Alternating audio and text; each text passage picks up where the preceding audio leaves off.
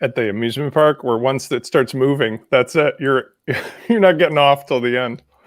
All right, let's go. So take my chances. I think we're live. Yep.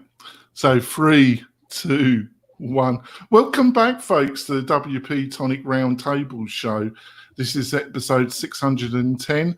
We normally record this at 10:30, but we've got a special guest, and he asked me to move it a bit later, and I thought I'd better. We got Rand Fishkin joining us. Rand, thank you for joining us as a special guest. Hopefully. My pleasure, Jonathan. Thanks for having me. It's 10:30 where I am, so hopefully that counts. Yes, well, it's the same time zone for me. So we've got the normal panel. I'm going to let them introduce themselves, and then we've got some great stories, and we'll get into it. First of all, Uncle Spencer, would you like to quickly introduce yourself to the new listeners and viewers? I'm offended. I thought you were going to say it's a small but powerful panel today, but nevertheless, I also want to big a shout out. Turns out we have a big fan of the show. So big hi to Doug Ryder, a big fan of the show, who I found out through a third party actually is listening to the show on a regular basis. All right, there we go. Hello, Doug Ryder. Thanks for listening. You can find me at WP Launchify otherwise. Oh, there we go. And I've got Andrew Palmer. Andrew, would you like to quickly introduce yourself?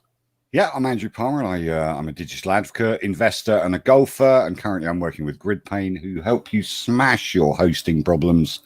And I love them, so that's great. I also develop plugins as well for WordPress. He's a multi-talented man. There we go.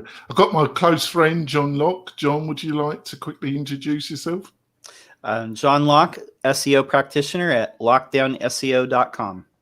I was going to introduce Heather, but she's done a run already. I think she works, Rand, she works for the US Air Force, and she's a VC. I think they probably already called the White House, so that's why she's probably had to disappear for a second. So hopefully she will return. Obviously, Rand, would you like to quickly introduce yourself to the listeners and viewers? Oh, sure. Yeah. So I run a company called Spark Toro, which is in the audience intelligence space. I founded and ran a company before this called Moz that a lot of folks are familiar with, and wrote a book called Lost and Founder. Yes, it's excellent. I highly recommend it. I read it, or I listened to it on audio books. I thought you did an excellent job there.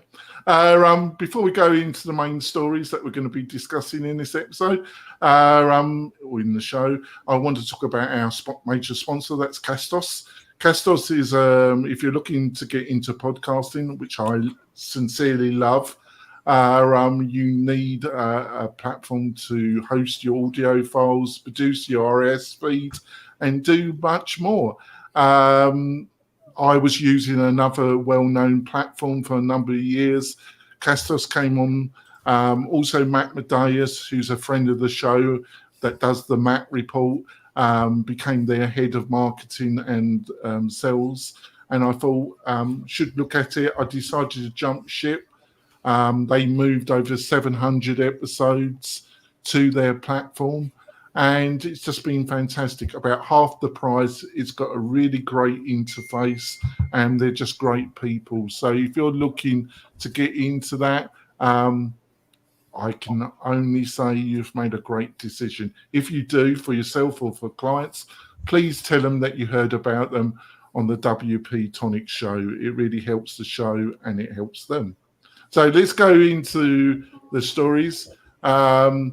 We have a mixture as normal. I'm not sure if Rand's going to have much about this first one, but who knows? I'm sure you have some insights. WordPress 5.8 field guide. So, Spencer, I started because, 5.8 looks like it's going to be a big stepping stone in the story, the ever-ending story of WordPress. What did you think of it? 5.8, 5.9, whatever it takes.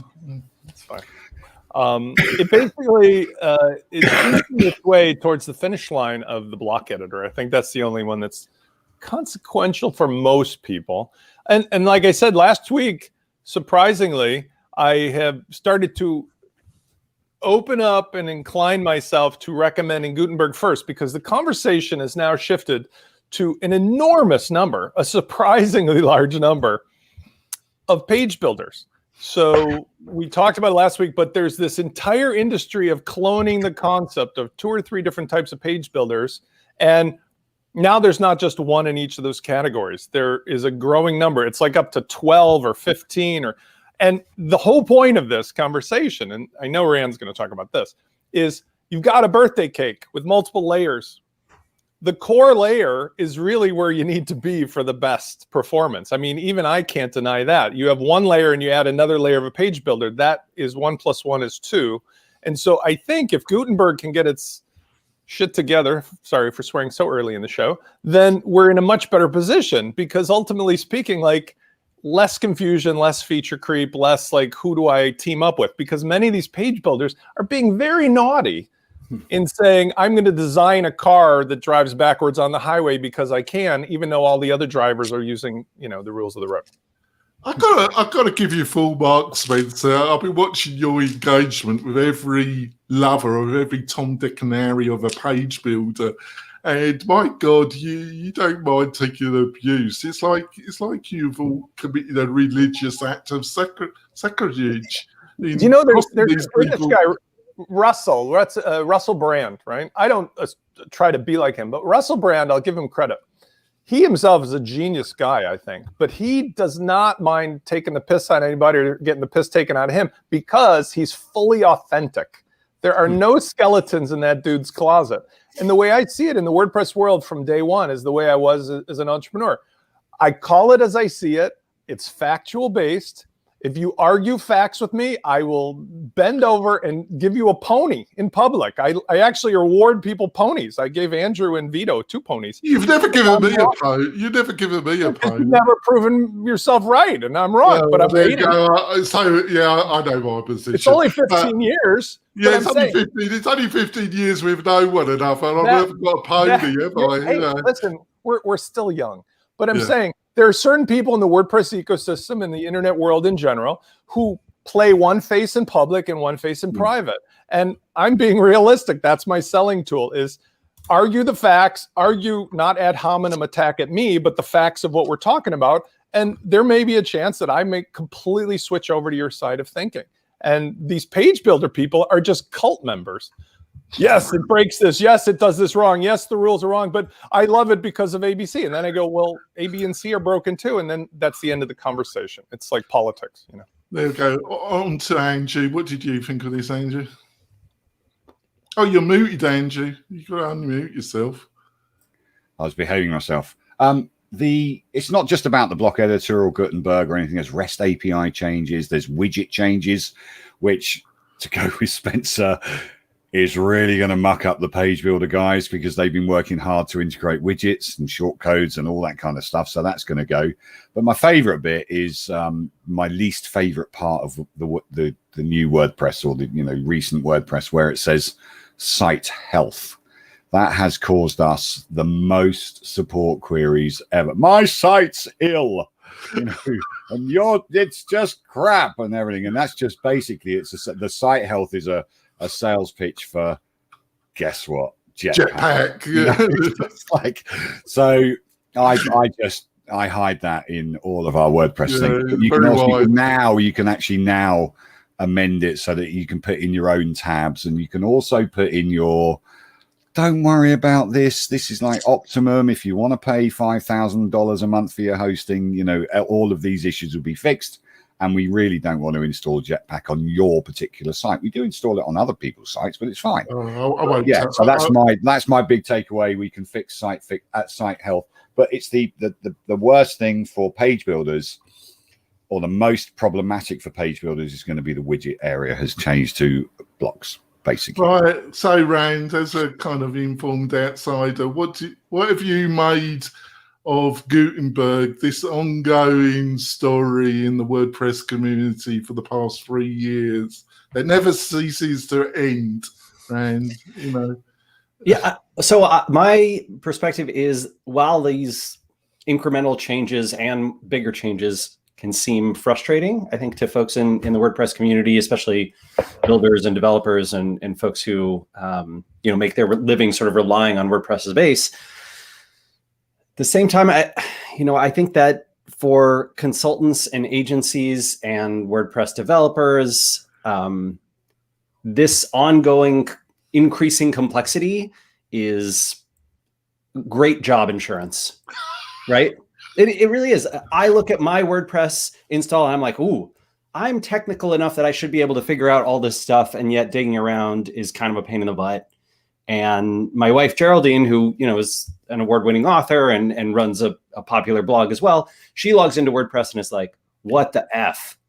Let me email my developers and pay them $600 more to fix this thing or to look at this thing.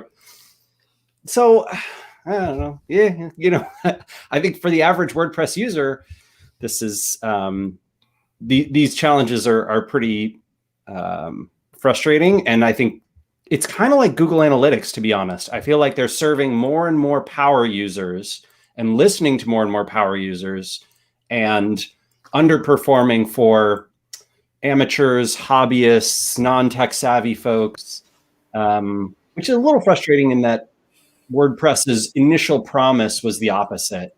And so that sort of shifted over the years. Google Analytics, same way? Yeah. I've got to ask you this just before I throw it over to John and Heather. As an outsider, what do you make of our great leader? The benevolent dictator, which he declares himself to the WordPress community. How do you make his style of leadership? I mean, I have worshipped and believed in a lot of high-profile tech entrepreneurs over the years, and sort of wanted to model my career after them. And I don't do that anymore. I don't think I have any. My heroes all run small companies now. Yeah, I think that's a very diplomatic but insightful insight. Actually, I can't name a good billionaire. I can barely name someone who is, okay. I'll tell you who I think of is very high profile and a very high quality human being and quite wealthy and successful. And there's almost no one else. Is Dharmesh Shah from HubSpot. All right, yeah. That's sort of where I kind of like, well, is there anybody else that I could point to like that in tech world? Dan from Gravity Payments, maybe. Ooh, I know him. I want to send you a picture. I don't know how I would do that. Let me, come back to me in a second. Yeah, sure. I think there's a chat video. Spencer will assist you, my co-host. So, Heather, what do you think of this story? I think that it's not a story, it's a user guide, but still I think the idea is that, most people aren't even going to look through release notes. But the thing that I noticed that might be the most important as far as the things that I develop is that they've removed infinite scrolling. And infinite scroll has been the bane of a lot of people's existence on the internet, and has caused so much damage. And yet they have it in like the little and wait, there's more section. So yeah, I mean it's I think that, like, for all the other things that are out there, all the things that they've done, the fact that they're removing something that's caused so much damage on the internet in a little tiny, like, oh, by the way, this thing that we put in here that's causing the downfall of civilization, like, it's gone away. There we go. So let's finish off with John. So what did you think of this, John? Things that are good that I like about this release is support for WebP. I don't have to add a function to the function file anymore.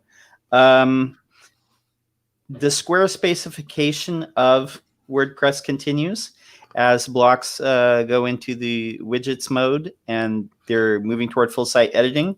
We'll see. Maybe eventually it'll get to where they wanted it to be about 2 years ago.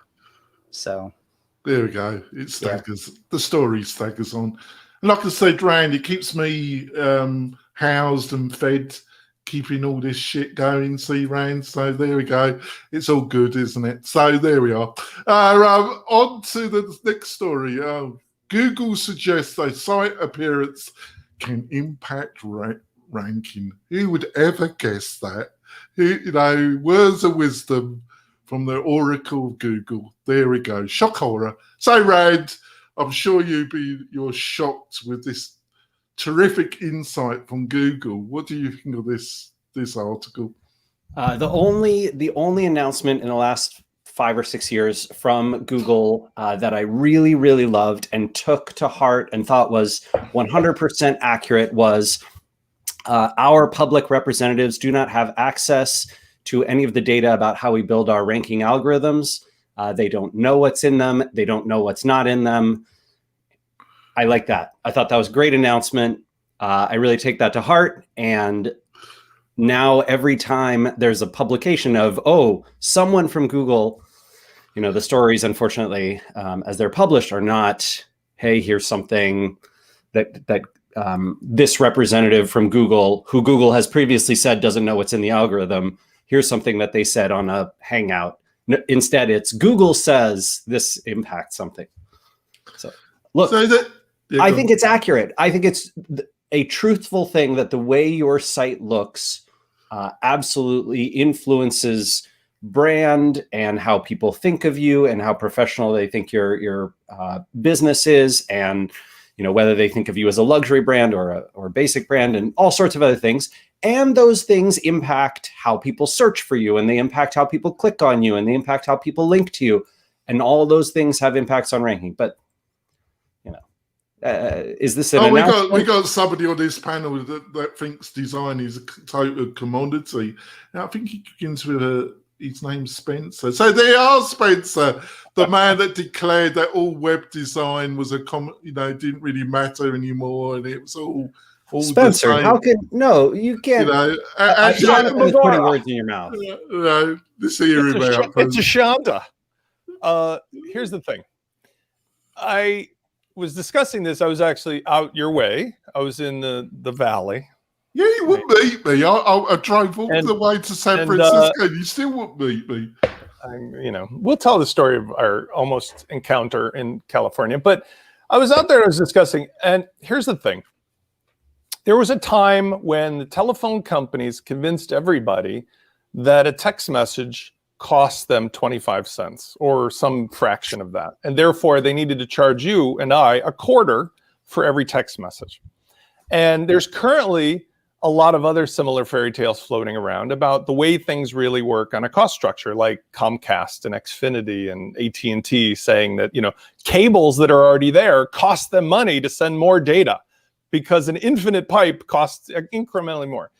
My opinion is Google's racket is, quite frankly, constantly evolving the rules of the game to optimize people's need to chase them around like a dog chases its tail. And in this case, site rankings and AMP and all the other shenanigans we've seen do not necessarily need to exist because the internet experience is wrong or bad or affected, but rather if Google does not constantly change its algorithm, they don't any longer have the leverage to charge a premium for things that can get you over the hump. An example in a business model is Yelp. Yelp, we can't do anything, Miss Shop Owner, about all those negative reviews unless you go to us and have us do something about that with your premium service. And I feel this is just another example of it. Quite frankly, almost everybody I know is on a mobile device that operates at speeds that are like, into space and back in seconds. Nobody in the last year or two I've ever seen has said, gee whiz, my phone is so slow I can't actually do anything, let alone a desktop. So I just call bullshit on this, constantly changing the algorithm, requiring everybody to run around and hire an expert and a specialist. And I know, Rand, this is not directed at SEO in general, but John and I have talked about this. This is like people who say, tune your 400 horsepower car to get 401 horsepower. We've already got plenty of it. And the fact that they're making people neurotic about changing your site's appearance is ridiculous. You know what I would rather see them talk about is how about working on the user experience of your sales funnel, or why it is that you ask people stupid things to do, like checking all these check boxes. Those kind of things annoy people no matter what the speed of the page is. But isn't never that what heard... they're talking about between the lines, though, Spencer? I mean, they're saying, well, it's about, yes and if no, it's presentation, it's UX, isn't it? Yes, there is a truth to the overlap. I will admit to that. But what I'm saying is, like, when you go to the grocery store and you stand in line, the reason they're selling you People magazines and AAA batteries and chocolate is because they know you can see your car and you want to get out of there. So it's an impulse buy. Designing a website efficiently that visually does that is a real important thing versus forcing people to go back in the shop. But the difference between, is it blue or purple, or is the logo this big, or is the header this much, or is the ranking of the speed 1 millisecond different?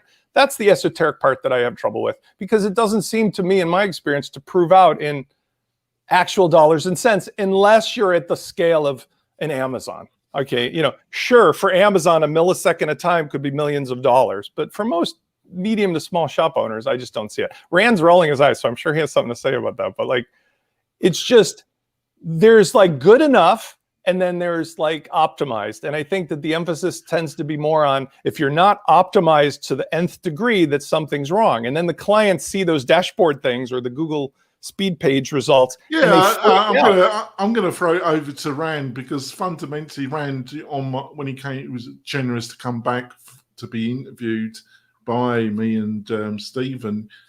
Publicly you've been saying, you need to build a brand. A look of a website is part of building a brand, isn't it? So I don't think you would totally agree with Spencer, would you? So let's see. I think if I'm not mistaken, there's 3 points that sort of stood out to me that you made there, Spencer. So one of the points was, Google makes regular changes to the algorithm in order to have people constantly chasing it, in order to support and build up this industry of search engine optimization professionals, or support them somehow. And that, in all my history of SEO, unless something changed in the last 2 months, Google really despises that the SEO industry exists. Not the SEO industry, to support their model of being relevant insofar as they're controlling the search algorithm. So they're saying the rules. In other words, it's like the cable companies own the cables, and so they continually tell you what the cost is, or the cost structure, or the value is, versus using, a wireless alternative. We can't break Google's monopoly, even though some other search engines have tried and done a good job. They're the only game in town. By constantly evolving the algorithm, they make themselves essentially the rule maker, the king maker, the deal maker. That's what I'm saying. Not that they're supporting, let's get people to make money as consultants. So fundamentally, I would have to ask, what about a changing algorithm versus a static one is giving them kingmaker status? Why does a faster evolving one, like Las Vegas? So I used to be a gambling aficionado, went to Las Vegas. There was a guy, John Scarney, who in the 1940s figured out all the rules of the games and published essentially the odds and statistics of how to play. Scarney's rules on poker or craps made it possible for ordinary people to know the algorithm of how to play blackjack or craps more efficiently. As a result, the casinos found that more and more people understood the algorithm and the rules, were able to succeed better against the house's disadvantage. Now, there's not a 1-to-1 ratio of Google making money versus people knowing the algorithm, but you would acknowledge, I think, that if a ton of SEO specialists know the algorithm, if it was static and didn't move around so much, everybody would be publishing what to do. And that's bad for Google and bad for the industry in general, because if that were the case, we would have probably achieved some plateau of stability at some point. But it's constantly changing, like a shell game. Because I'm not sure why the point isn't clear, but there wouldn't be a need for SEO specialists if they would just publish the gosh darn rules, do this, and you're done. But instead, they put a layer of obfuscation on it. So I don't know, why is this? John Locke is nodding his head at me, but when you go to casinos, you know the odds of the house for every game. And there is an advantage of a certain percentage on every game for the house. You accept that as the house vigorish. But yet people play it against chance. With Google, they don't just publish, here's the thing that's happening for every site all the time. They constantly evolve the algorithm, and they don't specify exactly what it is that's helping you or hurting you. They just sort of say, here's some guidelines. And as a result, people then have to go to a specialist who has some magic trick, who knows more or less, and evolve it. And I'm not sure why it's even like a squinching the eyes kind of thing. Yeah, I'm not. so I don't. I apologize. So none of these arguments make good sense to me, and the analogies don't work for me. Right? Okay. Vegas odds, like it's just different incentives, different ways of making money. Google doesn't really care who, but regardless of all that, going back to the original point. So this particular statement, at least the thing that Jonathan you linked to in the show notes that you sent us over email. I think actually agrees with a lot of your points, Spencer, which was one of the other challenges that I had, which is, this when the Google representative mentioned on this particular hangout or call or whatever he was doing that the way your website looks can have an impact on your rankings. I mean, two things are true. One, this was not like an update, right? So it's not like an algorithm update. Google didn't change anything. This person was saying, for decades now, how your website looks can have an impact on how well you rank and how people search for you and yada, yada, yada. And it was really meant in a user experience way. At least when I read the notes, right? It looked to me like exactly what you're talking about, right? That a more easily usable website is a really good thing for users. And that is also a good thing for search. And that, if you stick to conventions, if you make your website more appealing and you increase your conversion rate and your user happiness rate and people can solve their problems faster on your site, which it sounds like is exactly what you recommend as well. So this, I think fundamentally the core of the argument of like Google keeps changing things. Well, yes, they do. It's machine learning, right? So machine learning algorithms, the internet changes, search patterns change, human beings change, and then the machine learning system changes based on the inputs. Yeah, I mean, the change in this case would be I want to get some of the other panels' views. Yeah, John, I apologize for monopolizing time. No, Rand, it's fine. John, what's your view of this? To address, Google wants to they want to retain market share. So they want to deliver the best results, because if they have the biggest market share, they keep people on their search engine, and people who are frustrated with SEO will pay for AdWords and they will stay in business. What they've been chasing, at least, for the last 2 decades, is trying to make the algorithm pick the things that a human being would. What would a human being trust? I can tell you anecdotally, every time that I take a client site and improve the design, their ranking goes up.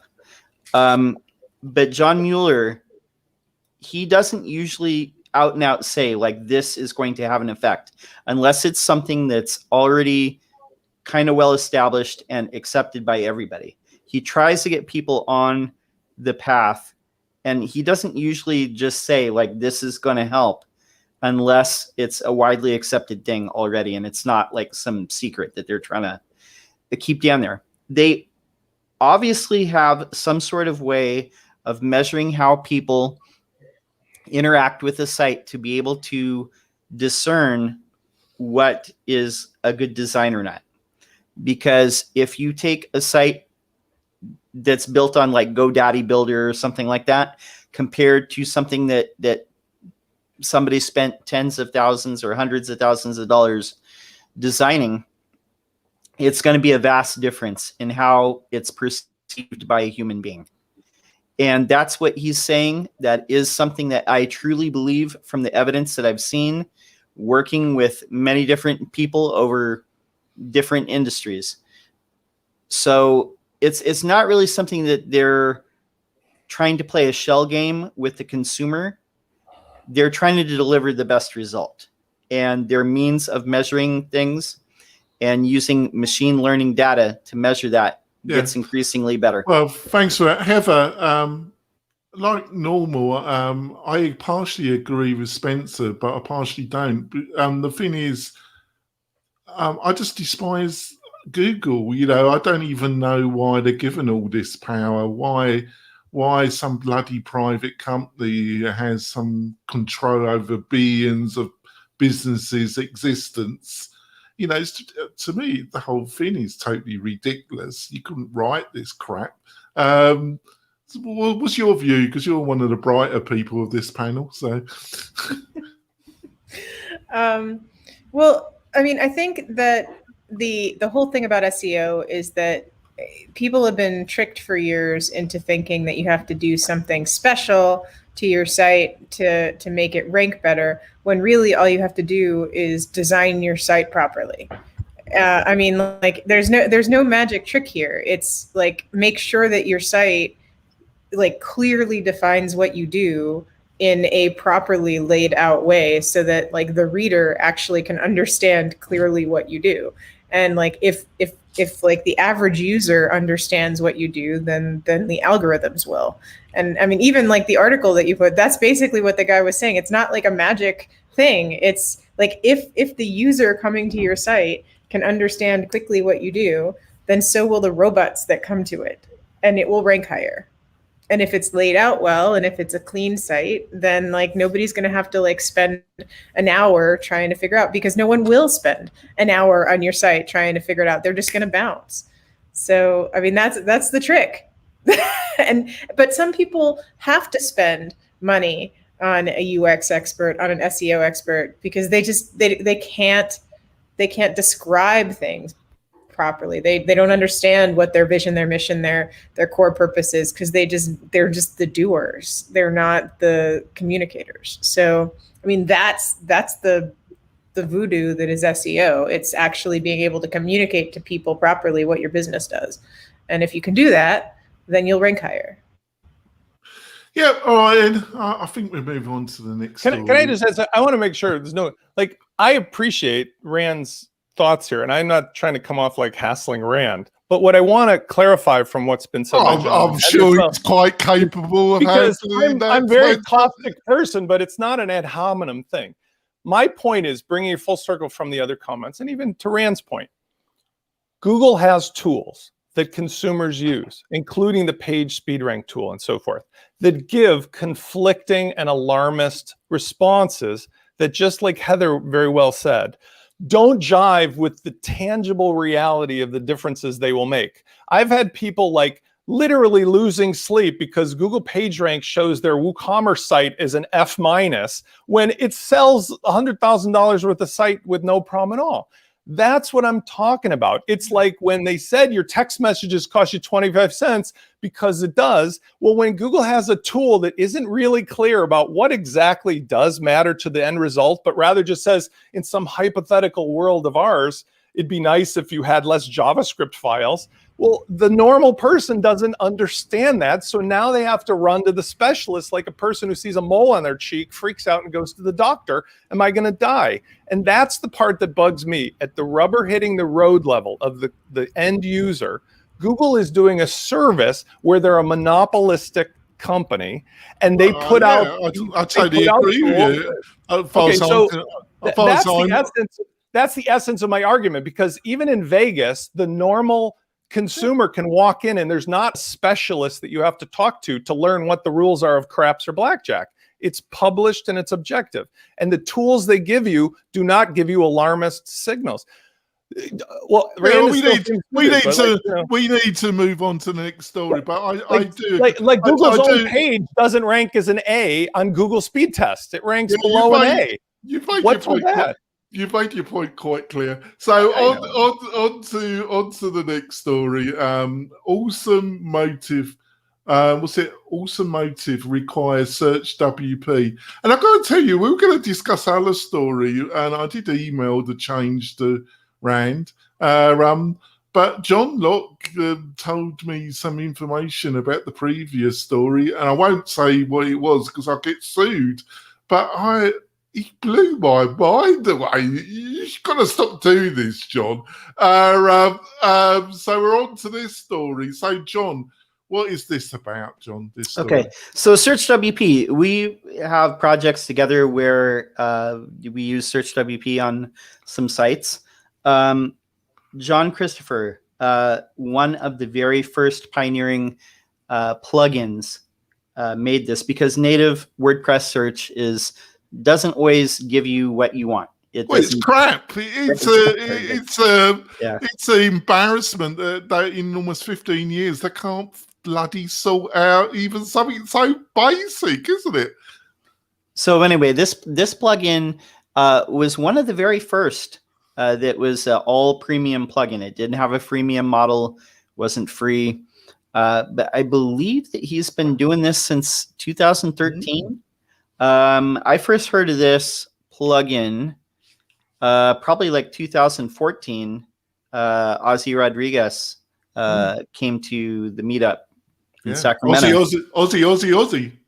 But yeah, so anyway, they have 30,000 subscribers right now. So I think what's happening is with a theory of mine is like with all the changes in WordPress with Gutenberg and the REST API and all these things, I think it's getting a lot for people who are solo developers, kind of like with Advanced Custom Fields a few weeks ago, same thing.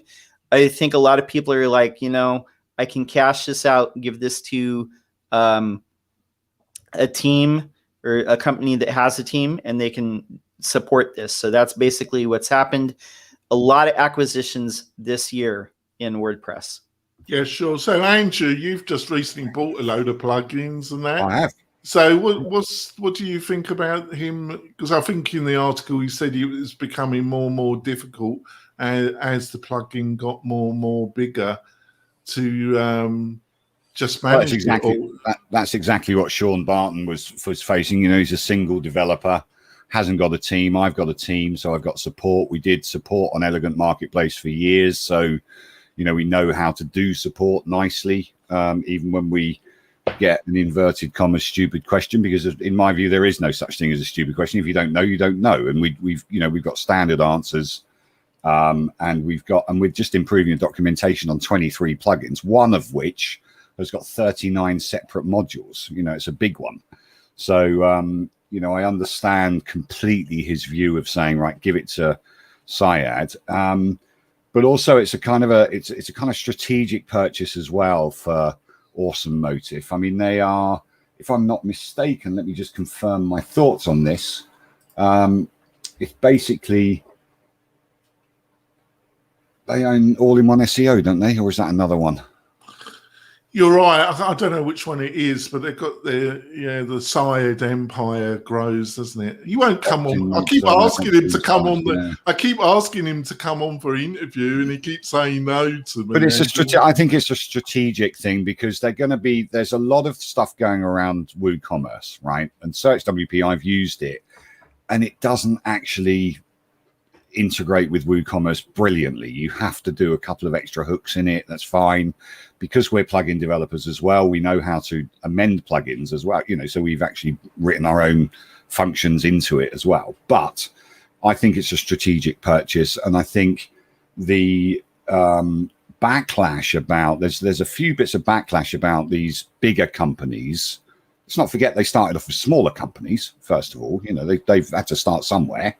Buying these smaller companies and making something of them, but it is because they've invested in their staff. They've got 100+ staff or 50+ staff, and they can support these things.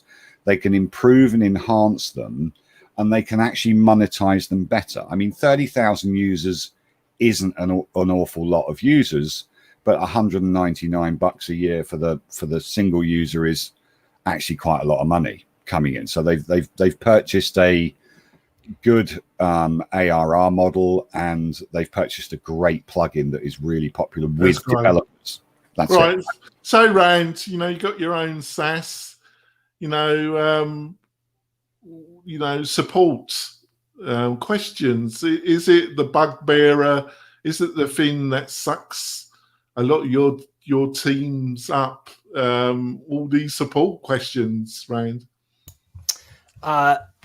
It can vary widely. So like at Moz, we had a big customer support team. Moz was around maybe 30,000 customers, paying subscribers, and then, a bunch of people on free trials. And yeah, support was a huge cost center for the business, and very challenging. But in my opinion, that is because product and engineering were not pulling their weight. And I take full responsibility for that, at least during my tenure. As a counterexample, SparkToro has about 40,000 free users. So people use the free version of SparkToro, and we have a little over, I think it's right around 800, 850 paying subscribers. And the support team is me and Casey, and it's less than 10% of our time. So I think that is fundamentally because the product is quite intuitive and straightforward, and the interface is well made, and the folks who did our user experience, Christine Ryu, who I worked with years ago, she did the UX for us, and it's just it's a question of how easy or hard do you want to make your interface. I think Spencer made a good point about Google's tools. I potentially disagree with the motivation for why Google's tools are weird and broken and give you bad advice. But I definitely 100% agree that they're ridiculous and insane. Well, I'm sorry to interrupt, Rand, but the strange thing is that a company that's supposed to be promoting this, i.e. Google, all their interfaces, all their products are all shit. They're all ugly interfaces. They're always tremendously complicated, and their support documentation is unreadable by a normal human being. It just amazes me. I think we'd have to disagree there, Jonathan. But so some of Google's tools, in fact, many of the tools I think that are made for folks like us, 100% agree. And many of the Google Flights, Google Maps, the Google Project Fi, right, which is for consumers, Google Search. These things are extraordinarily consumer friendly. You are right.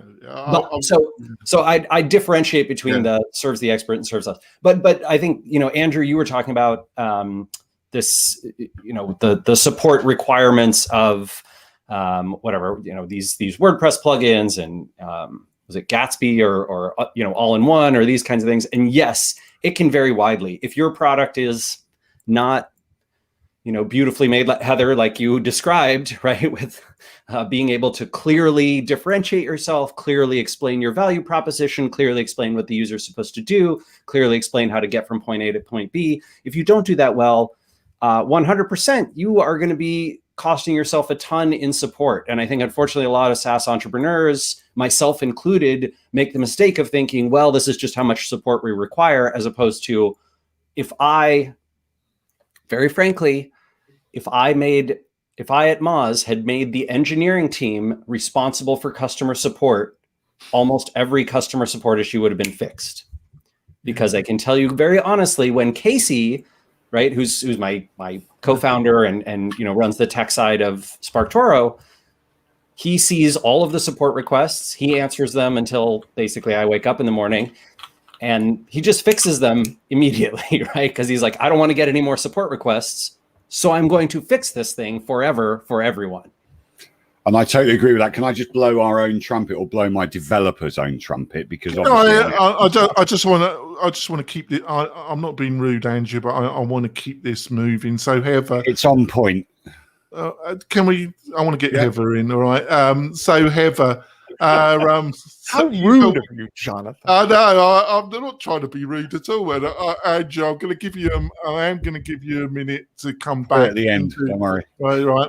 So Heather, you were one of the first team members at Evernote. So was the interface design, was it a big thing in your, and do you agree, Rand, if you really concentrate on the interface design and that kind of solves a lot of the support problems? No, I mean, like the first thing you create is always shit, and you're just trying to get something out the door. And just like everybody's been saying, like the developer that creates the thing in the beginning is just they're generally not the best developer. They're just they have the idea. Somebody like Andrew with a dev team that can take it over.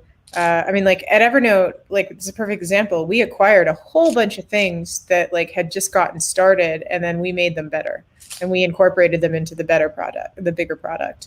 And then like we eventually like got rid of the people that had started out because they just weren't good enough developers, but they came up with the idea.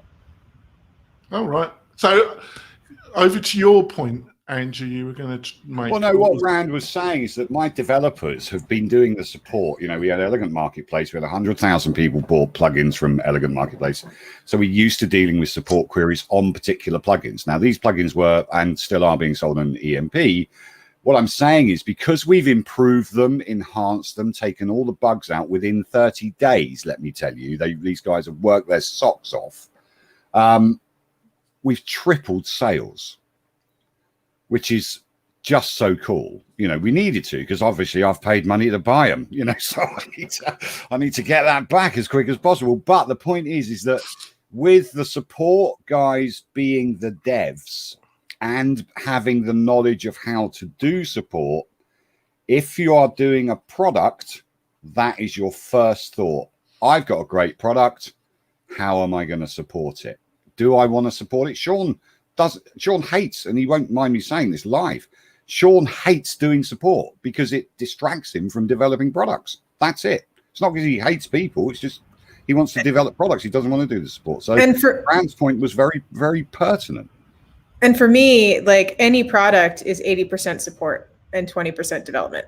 And like I always come at it thinking of that. So like if I'm going to develop something, I always have to think, and then like in that support is marketing and sales and all of that. But I mean, it's like if you're going to develop something, you have to be like, most of this thing is going to be in customer facing, or else you are nothing. Like, because if you're not spending the time on getting it out there and supporting it, then like it's just a product sitting in on your shelf. Right. We're going to go for our break. I think it's been a great discussion. We'll be back in a few moments and we continue. So we've got a great special guest, Rand Fishkin, joining us.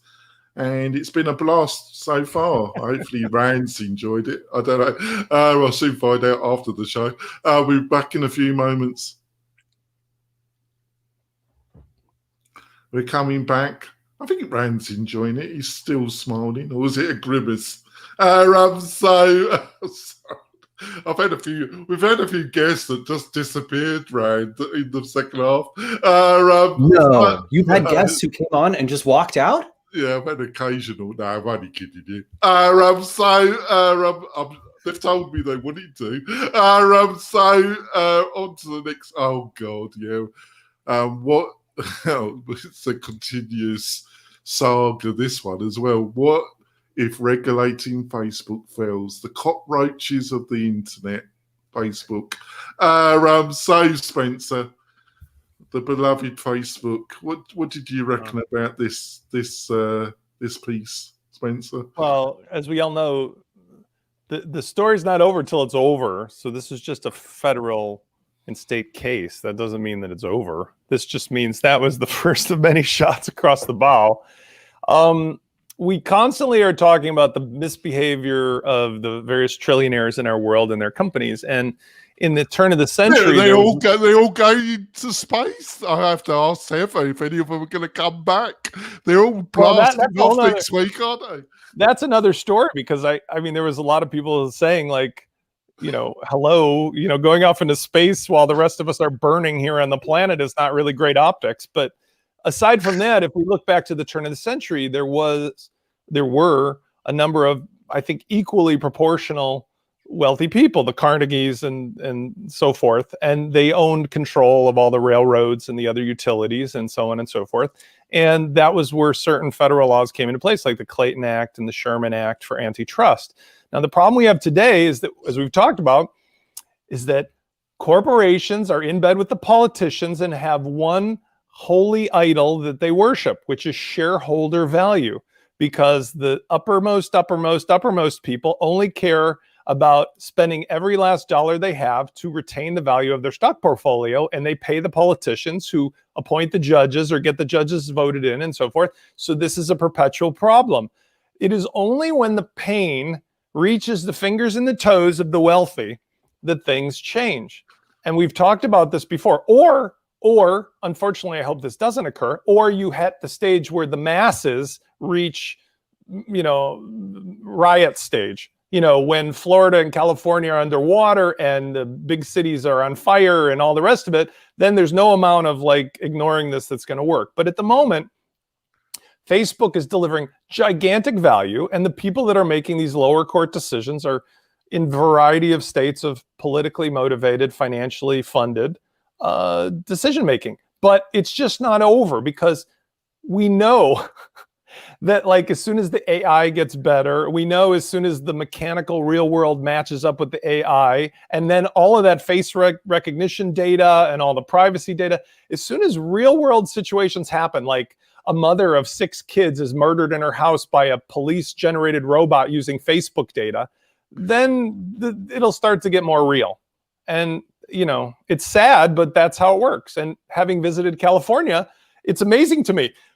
A state with billions of dollars on the ocean, with desert on one side, with unlimited sun, can't figure out how to spend $5 trillion to put a solar array and a desalinization thing in that would essentially provide power and water for the entire country for free after it's paid for. They can't get the political will to do it because the people with the money aren't affected. They're like, look, my water still works in my 14-room mansion. Yeah, thanks for that. Wow. So before we go on the main story, Heather, you're involved in the space, aren't you, to some extent?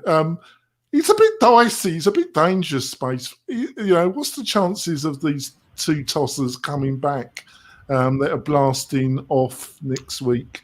Is there a good chance that one of them won't actually come back? Well, I mean, all you have to do is look at how many times their individual rockets have blown up. So, I mean, the Blue Origin ones and the Virgin Galactic ones have not had the 100% proper landing ratio.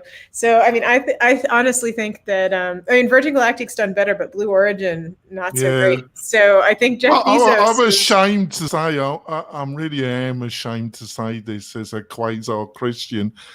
If he doesn't come back, I won't be that. Don't say it then. Don't just... Yeah, I'm just being honest. I'm just honest. I won't be that. I'm an atheist and I wouldn't say that. I'm going to. Yeah, I'm not going to be that upset if he didn't come back, to be quite truthful. But I think that Richard Branson has a better shot than Jeff Bezos. Oh, right. Yeah, I agree with you there. It's a bit dicey. He survived a balloon explosion, didn't he? Did. Go on, Rand. What were you going to say? Oh, no, Heather, I'm so curious as to why. I don't know the details of it, but I'm just curious. Just because of the track record. Like, I mean, I'm not saying that they won't both survive, but I'm saying like perfect. I mean, just based on the track record of the explosions so far, the Blue Origin is not as safe as the Virgin Galactic. Yeah, Heather's got like this is like a Sopranos episode. Hey, it's not like I'm saying there's anything wrong with your rocket. I'm just saying be really careful when you strap in, Bezos. But I mean, it'd be a shame if something happened to you and your brother.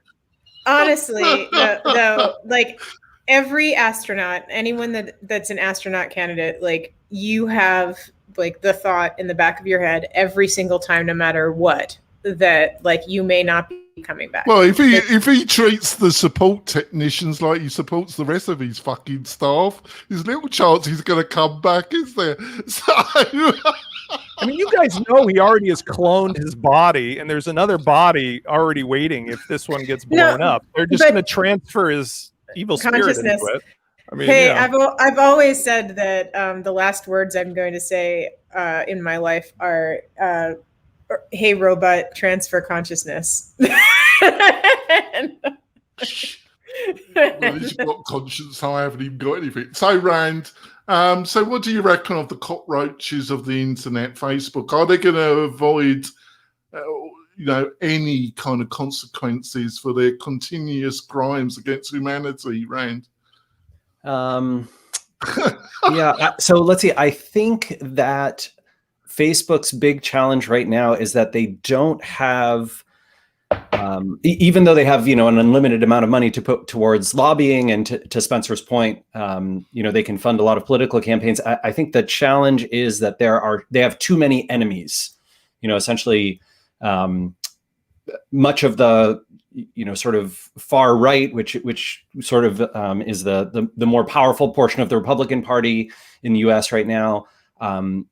is very anti-Facebook for a whole slew of reasons related to primarily their belief that Facebook doesn't give, whatever, Donald Trump and sort of their representatives as much engagement and opportunity for earning fans and content visibility on their platform.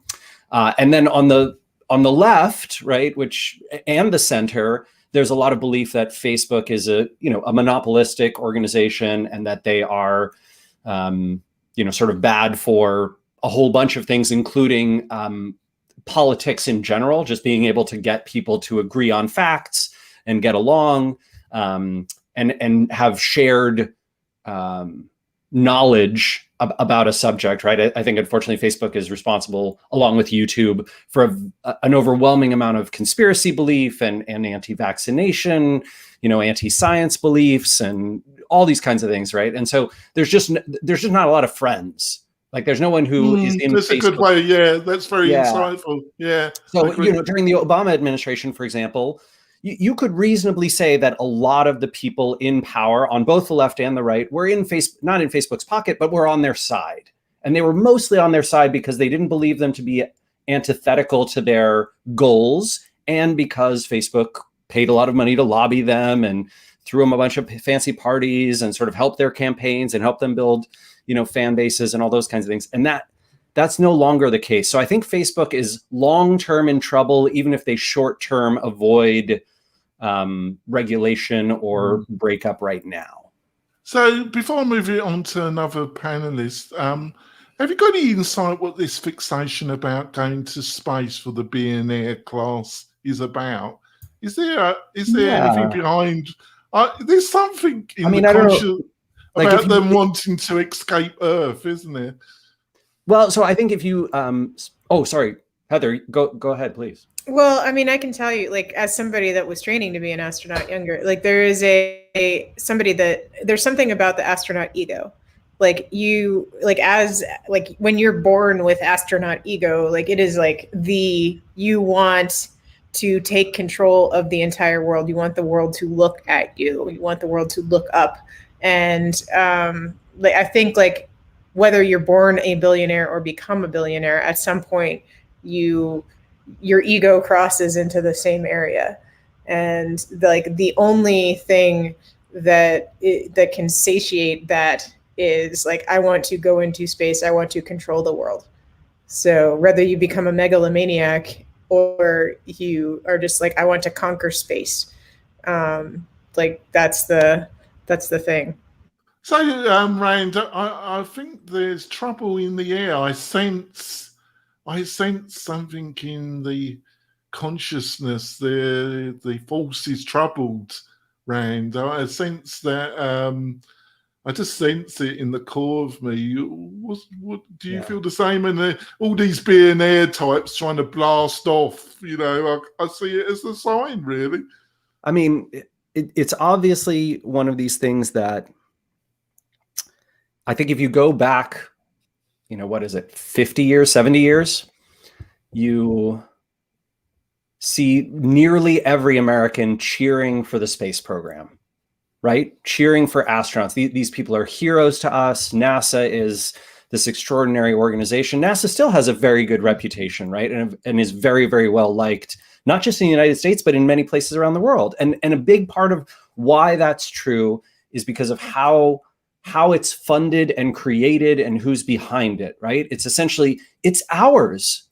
We spend tax dollars on it, and we can, benefit from all the technologies that NASA creates, and we can learn more about the world that we inhabit and the universe we inhabit. And it's so exciting. And then to see that become privatized is demoralizing. It feels fundamentally unfair, because it is fundamentally unfair, right? It's not, these are the best people. It's, these are some people who got lucky in their career. And like many people, they were smart and hardworking as well, but they definitely got very lucky. And then they used their luck to compound the power and wealth that they gained. And now they are able to act with impunity in ways that ordinary citizens cannot. And there's never been a time in the U.S., at least not in the past century and a half, when income inequality has been so great. And there's never been a time when there was less ability to move from, lower brackets of income and wealth to higher brackets. So I think fundamentally, you're right, Jonathan. The American dream, right? That this classic thing that's in a lot of people's heads is, I may be poor today. My family may be immigrants, or they may, I may come from a poor background. But if I work hard and if I do the right things, I can succeed like many other wealthy people. And that is not true anymore, right? And so I think fundamentally you get this, this is just an illustration. It's an insulting illustration of that fact, right? Just to have these billionaires who can step down from the companies that they control and own and say, well, I'm not just going to windsurf around Hawaii with this on this island that I bought with the American flag. I just want to make it clear to listeners. Every week I get emails accusing me of being a communist. I'm certainly not a communist. I think this show fundamentally shows me the best parts of capitalism. It does. Right? The best part of capitalism, in my opinion, is everybody gets to do what they want to do if people find it valuable, right? Andrew gets to build, WordPress plugins and take on clients, and Spencer and John and Heather and myself and you, Jonathan, right? We all get to do these unique and interesting sort of angles of the world. And because if we create value for people, then we get to take those tasks on and produce, wealth for ourselves and our families and our employees. I love that. I love that about capitalism. But we do it. I just want to say, all I want for America is it to become more like Canada. If that makes me a communist, I don't understand where that's coming from. And secondly, I've always worked for myself almost all my adult life. So the idea that I'm a communist or some... I think it's more of a conscious capitalist. Yeah. Well, capitalism with a human face. Conscious capitalism, like the Quakers. Yeah. Well-regulated capitalism is a pretty exciting combination with a healthy democracy, and we've obviously been drifting away from that for a while. And it would be lovely to see it come back. I think it sounds to me like all six of us on this call are people who want that and are willing to work toward it. So that excites me too. So listen, I'm going to let Andrew, and if John doesn't mind, we go on to our recommendations. So Andrew, what's your thoughts about Facebook? Are they going to escape any consequences with their what I hear from this panel, and what I hear from a lot of people who are in our business and have reached out to people and built communities and had a relative amount of success. Certainly this year I've invested more than I've earned, but that's, life. That's what you have to do in business. Facebook is part of my success. Twitter is, Google is. Without these monopolistic companies and without my knowledge about how to use them to my best effect to build communities of 30,000 plus, to be, members of Facebook groups of 22,000 plus and being appointed admins of all those groups, and without that ability to communicate and share and help, which is what it's about in this community that we're building, without those tools, I would definitely not be as successful as I am. Well, I use Facebook. I don't like the fact that America, I'm UK based. I've always described myself, and it's a better saying, I'm going to call myself now a conscious capitalist. I've been a capitalist communist for years. I've always shared my earnings, not my wealth, because I'm not wealthy, but I've always shared my earnings. I've always said to my staff, you get paid the best that you can possibly pay. I'm going to give you training courses. I've just invested in training courses for my devs to make sure that they know exactly what they're doing with the React and all that kind of stuff, because that's growing. I don't like that America is the world police in all aspects, from invading countries to saying to the globe, right? Facebook is a global business, right? And it's America trying to close it down because the politicians don't like the fact that the public actually do have a say, whether you're right, left, center, middle, atheist, agnostic, religious, whatever. So that's why that's why these politicians want to close it down, because people have actually got a voice. And if you want to close Facebook, they do, Rand. They do have a voice. Whether you like that voice is yeah. I think the more intelligent criticism, Andrew, was that the technology that promoted certain stories was skewed and the automation rather than using human judgment. It's a bit like having a newspaper, a magazine where you have various authors, and you have an editor, but they were using technology not to have the personal judgment call. And they were saying the actual technology behind the selection and promotion, the promotion element of the technology was encouraging more and more extreme views to be to reach the top. And that is the main criticism. But then do we really want to go back to the days of Yahoo, when Yahoo first started?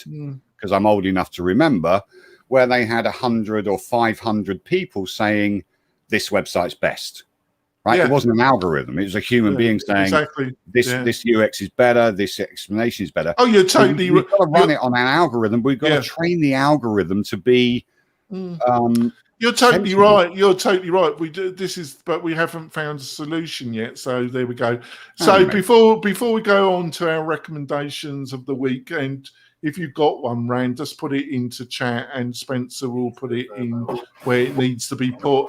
But before that, we were going to do a workshop this week with Uncle Spencer, but obviously we had our special guest, and we have moved it to next week.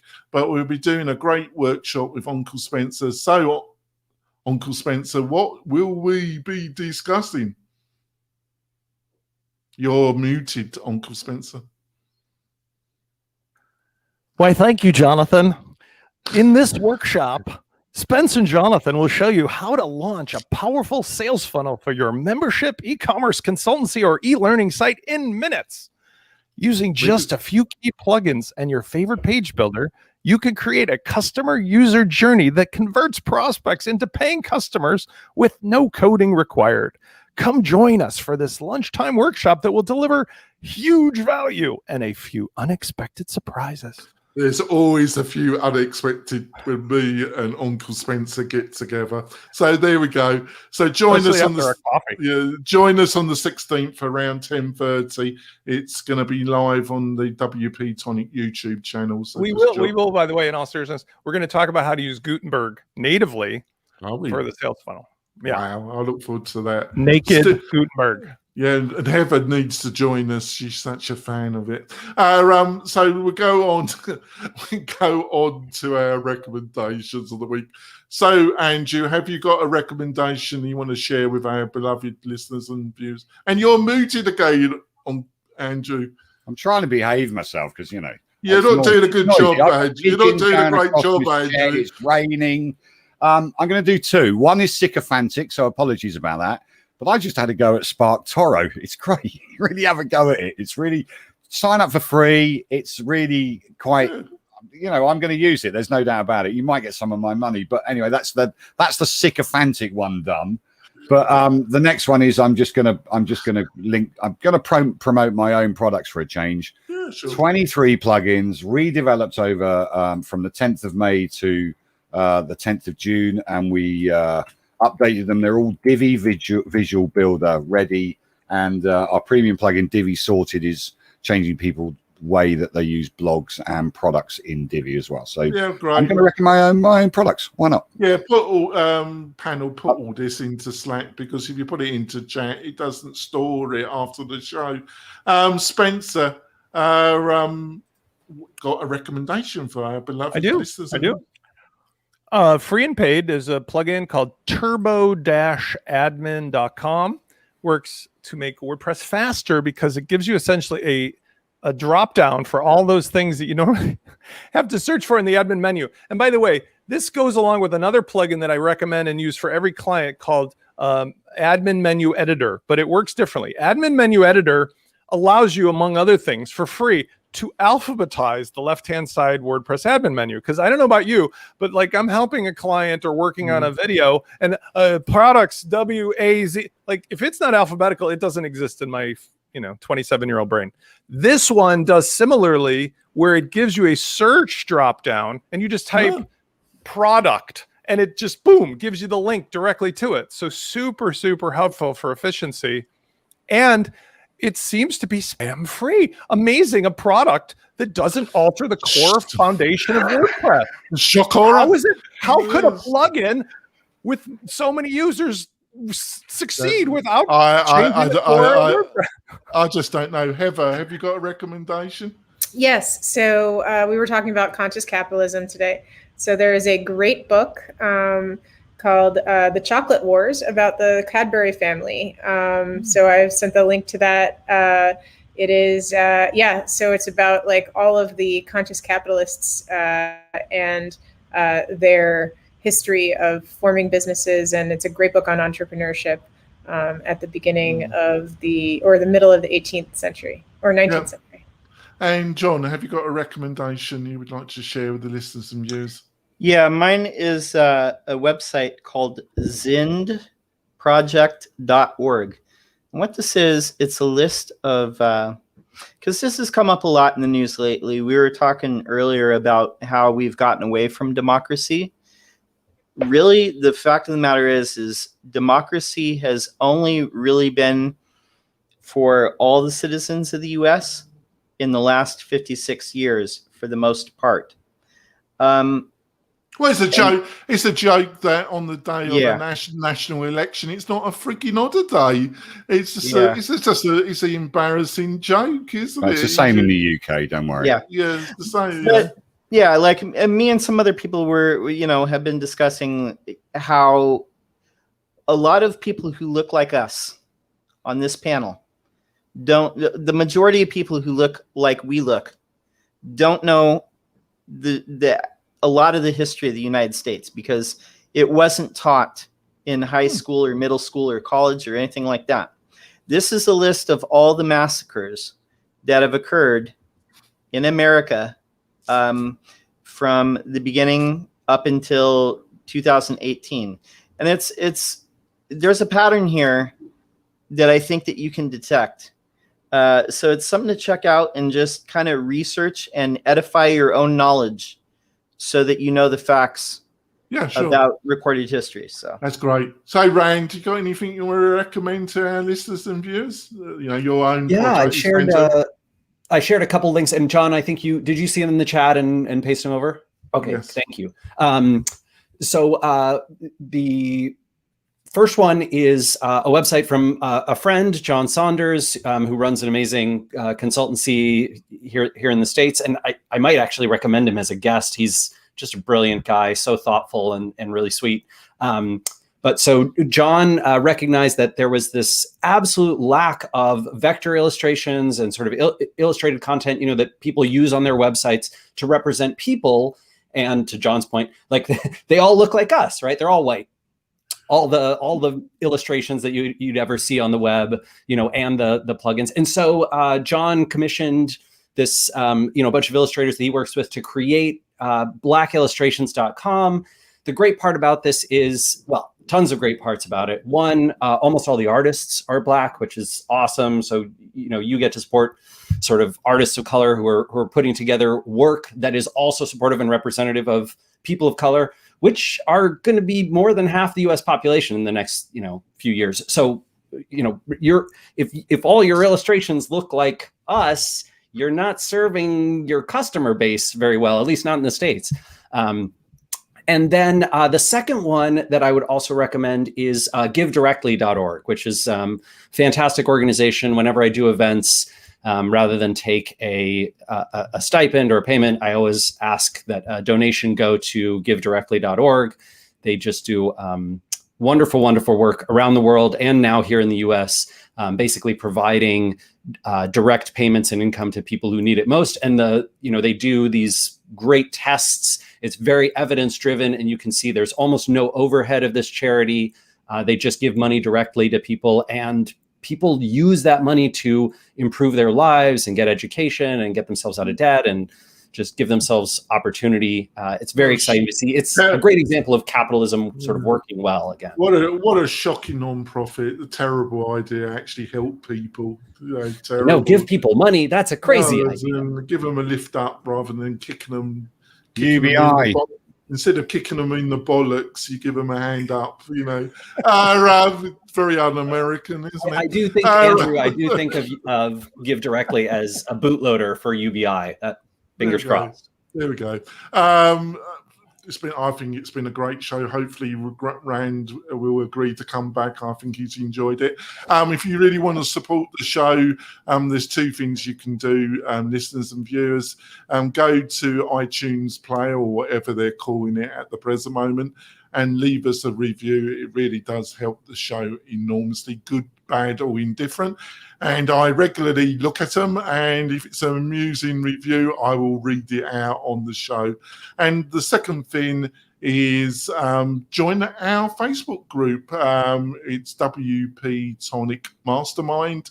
Andrew's going to be helping me extensively on the group.